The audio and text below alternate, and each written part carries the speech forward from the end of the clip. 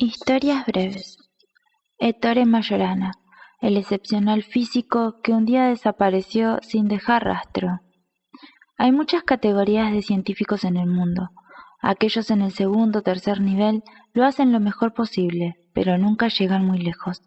Después está el primer nivel, esos que hacen descubrimientos importantes, fundamentales para el progreso científico. Pero luego están los genios, como Galileo y Newton. Majorana fue uno de ellos, afirmó Enrico Fermi. En 1929 se doctora en física bajo la dirección de Enrico Fermi en Roma. Se habían visto por primera vez el año anterior. Desde el primer día, Majorana dio muestras desconcertantes de una comprensión cabal de la física, definitiva, original, que no sabe reconocer antecedentes, pero también de una excentricidad cuyos signos es el desinterés.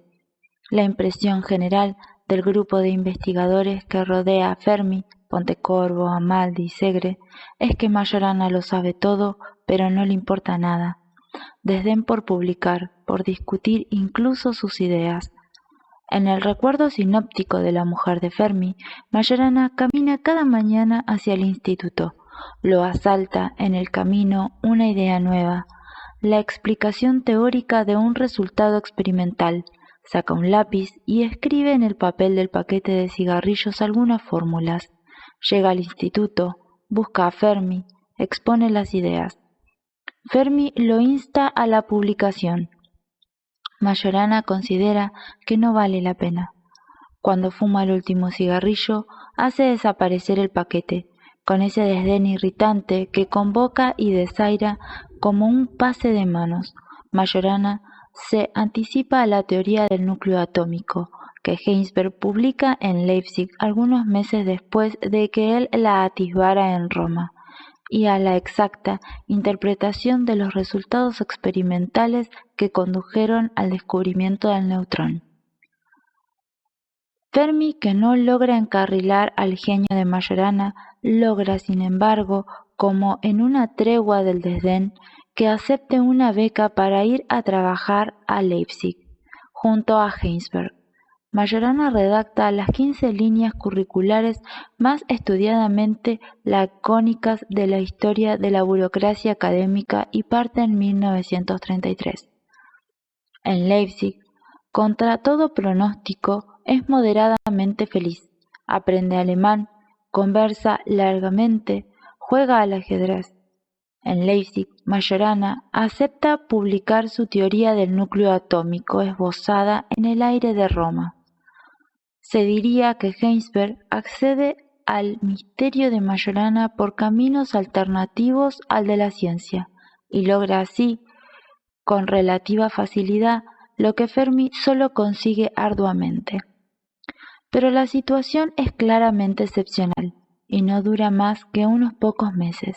En agosto del año, vuelve a Italia, dispuesto a retirarse. Los síntomas de la misantropía se agravan. Deja de frecuentar el instituto, se vuelve inaccesible, pasa las horas escribiendo en unos cuadernos.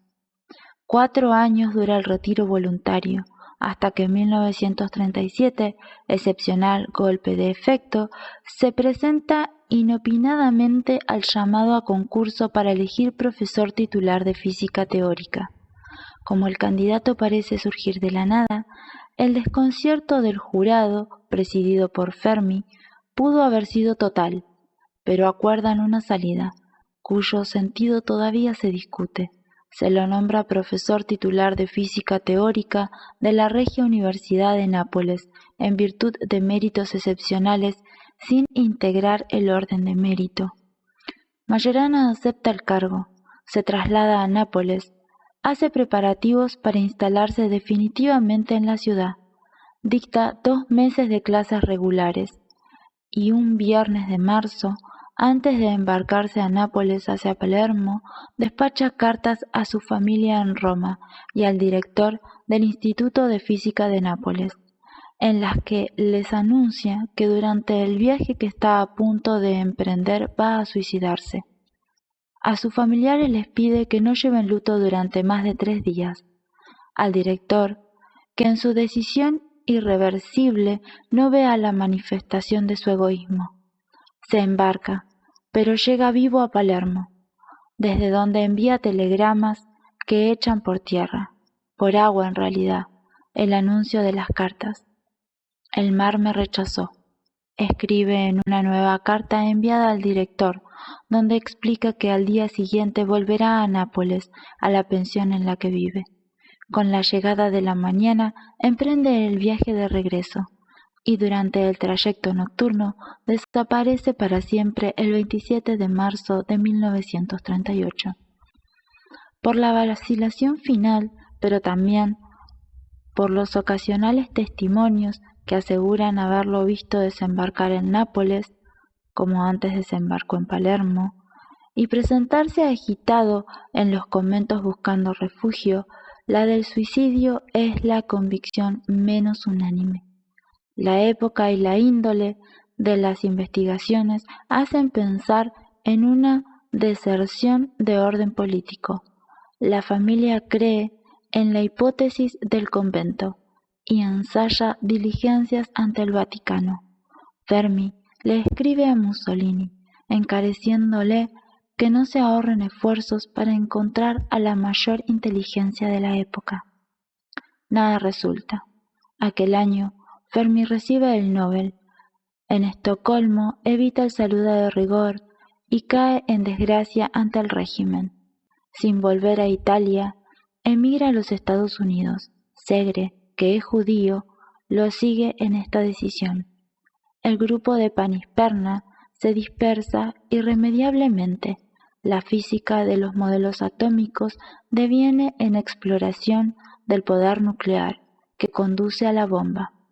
30 años después, en un encuentro fortuito en Suiza, Emilio Segre se jacta de haber contribuido al desarrollo tecnológico que explotó 2 veces sobre Japón. Con incredulidad, con indignación creciente, lo escucha el escritor Leonardo Sciascia, que recuerda entonces a Majorana y allí mismo decide que utilizará su desaparición para redactar una fábula moral que instale el mito del renunciamiento, mito preventivo lo llama. Se convence de que Majorana desapareció para no convertirse en Segre y que fue capaz de hacerlo gracias a una extraordinaria capacidad visionaria, antes que Fermi o que Heisenberg, antes que nadie, prescindiendo magníficamente de toda confirmación experimental.